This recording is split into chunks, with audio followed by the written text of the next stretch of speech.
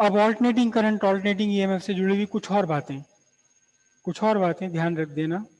फिर से वही ग्राफ ड्रॉ कर रहा हूं मैं। ये टाइम 0, T/4, T/2, 3T/4 और ये टाइम T/4, T/2, 3T/4 और ये time T। Correct.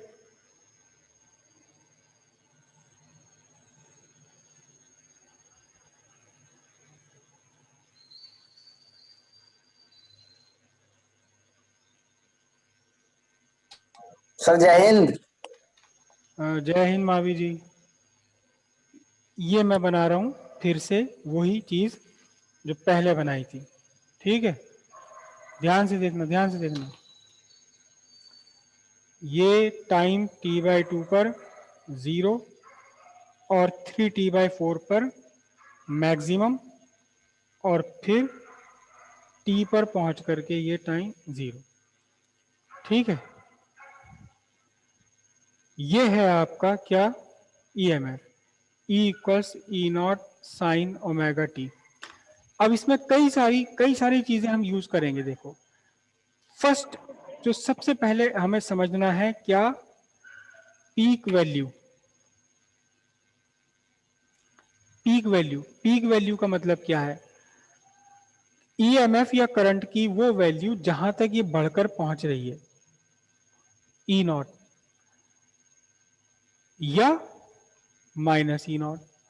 Peak value का मतलब होता है मैक्सिमम मैग्नीट्यूड ऑफ ईएमएफ और करंट। ठीक है, ये कब कब होती है, ये होती है T/4 पर, और कब होती है 3T/4 सेकेंड पर। कब होती है पीक वैल्यू, T/4 पर है और 3T/4 पर है पीक वैल्यू। ये हमेशा इसी टाइम पर हो ऐसा जरूरी नहीं है, लेकिन फिलहाल जो अभी हमने ग्राफ ड्रॉ कर रखा है उसमें पीक वैल्यू कब पहुंची है ईएमएफ की, जब टाइम हुआ T/4। एक बार और पीक वैल्यू पहुंची ईएमएफ की, कब, जब टाइम हो गया 3T/4। इस बार पहुंची कैसी है, इस बार पहुंची निगेटिव, पहली बार T/4 पर पॉजिटिव, 3T/4 पर कैसी, निगेटिव। पीक वैल्यू समझ आई आपको बात। उसके बाद बार बार हम वर्ड यूज करेंगे। देखो यहां इसमें ये इस इक्वेशन में E equals E0 sine omega T में ये जो E0 है ये पीक वैल्यू है, ये पीक वैल्यू है। लेकिन E क्या चीज है, E है इंस्टेंटेनियस वैल्यू। कब, एट टाइम T। ये जो टाइम आ रहा है इस इक्वेशन में, जो टाइम आ रहा है इस टाइम T पर जो भी वैल्यू है ईएमएफ की उसे हम E से रिप्रेजेंट कर रहे हैं, और पीक वैल्यू जहां तक ये पहुंच सकता है ये क्या है, E0 से रिप्रेजेंट करेंगे। अब देखना जरा यहां पर E क्या होगा, E यहां पर इसमें इस जगह इस पूरे ग्राफ में E कहां होगा, आपने टाइम लिया T।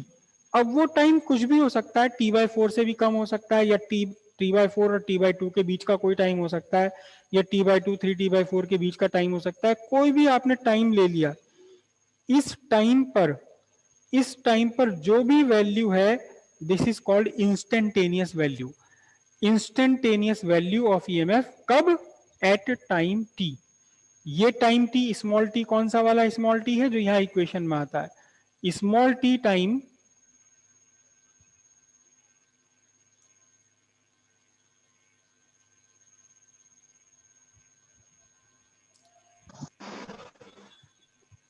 स्मॉल t टाइम पर जो भी वैल्यू है, स्मॉल t टाइम पर जो भी वैल्यू है वो वैल्यू कही जाती है इंस्टेंटेनियस वैल्यू।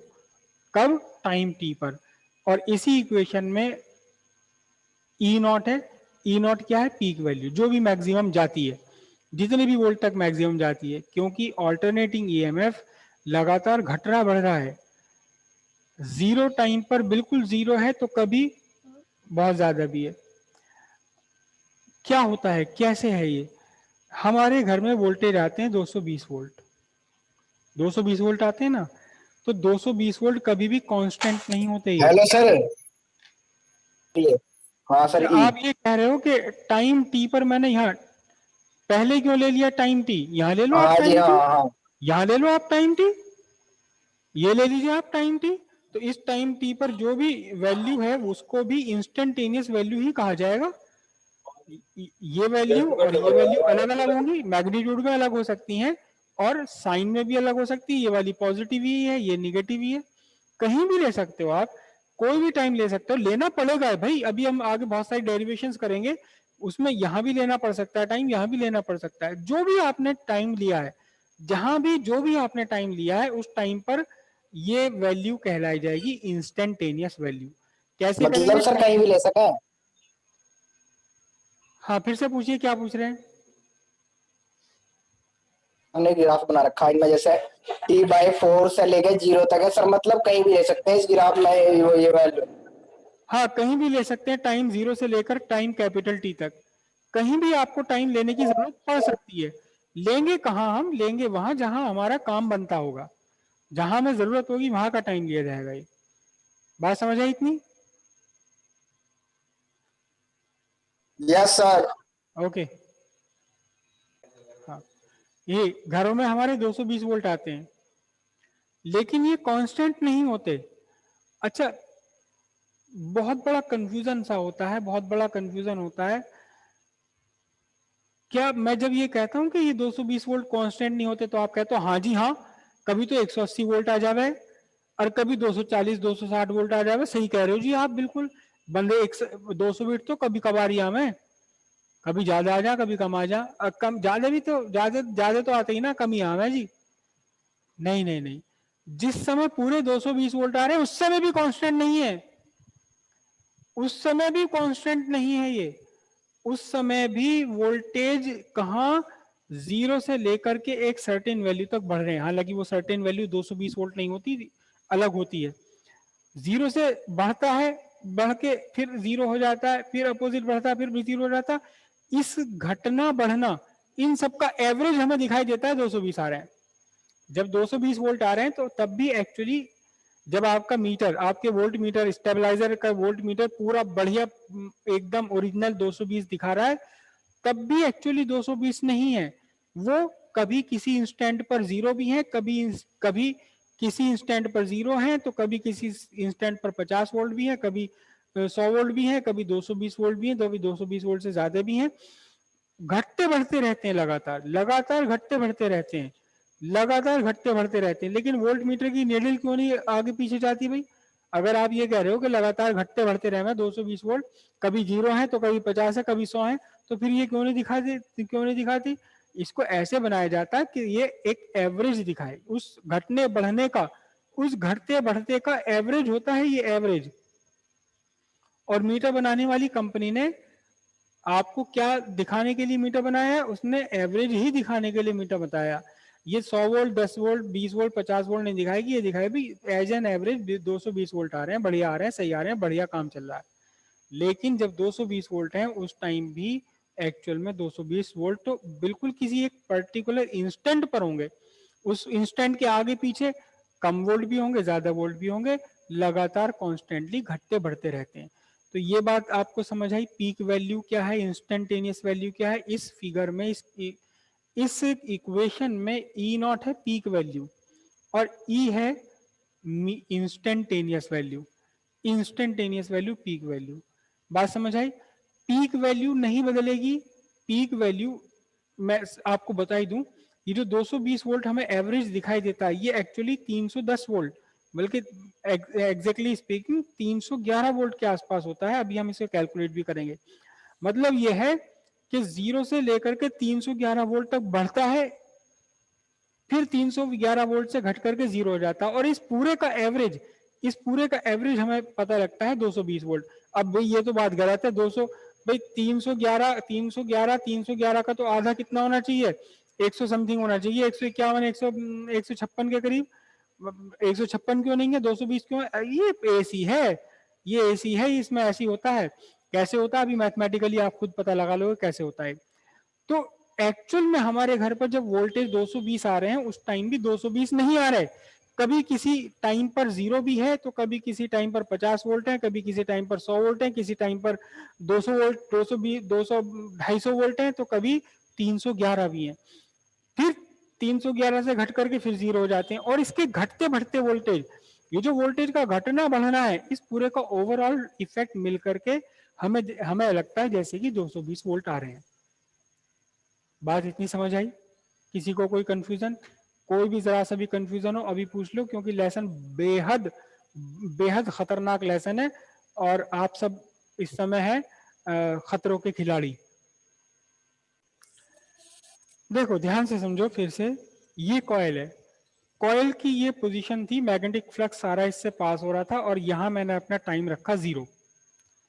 मैंने अपनी स्टॉप वॉच चलाई, जब इसने आधा चक्कर लिया, ये यहां आधा चक्कर लिया, T/4 हो गया टाइम, एक चौथाई चक्कर, आधा चक्कर में टाइम T/2 हो गया, फिर 3/4 चक्कर में हो गया 3T/4 टाइम, और यहां तक आते आते पूरा चक्कर पूरा हो गया, एक टाइम हो गया कैपिटल T। तो जब मैग्नेटिक फील्ड फ्लक्स इसके साथ मैक्सिमम मैग्नेटिक फ्लक्स जुड़ा हुआ है तो ईएमएफ मिनिमम है 0। जब मैग्नेटिक फ्लक्स आपका 0 है, मैग्नेटिक फ्लक्स 0 है ऑलमोस्ट, तो ईएमएफ मैक्सिमम है। उल्टा हिसाब है, देखने में ऐसा लगता है उल्टा है, लेकिन सही है बिल्कुल ये। फिर जब मैक्सिमम मैग्नेटिक फ्लक्स हुआ तो फिर ईएमएफ घट के 0 हो गया। तो ईएमएफ मैक्सिमम कब है? टाइम 0 पर 0 है, टाइम T/4 पर मैक्सिमम है, फिर टाइम T/2 पर 0 हो गया, फिर टाइम 3T/4 पर मैक्सिमम हो गया, और फिर टाइम T पर फिर से मैक्सिमम हो गया, वो सॉरी 0 हो गया।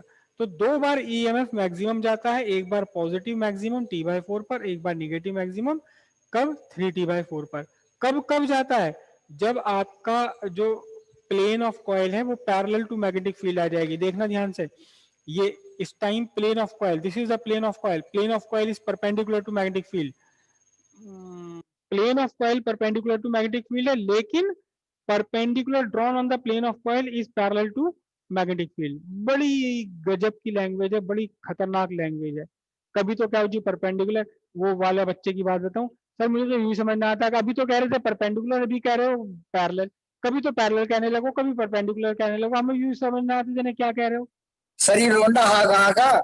हाँ जी अजी यही का था, किले का। और मैं बड़ा बड़ा प्यारा सा सीधा सा बच्चा था, मगर बेचारा बस क्या करूं, याद आता रहता मुझे, मतलब उसकी बात, उसकी वो लैंग्वेज याद आती।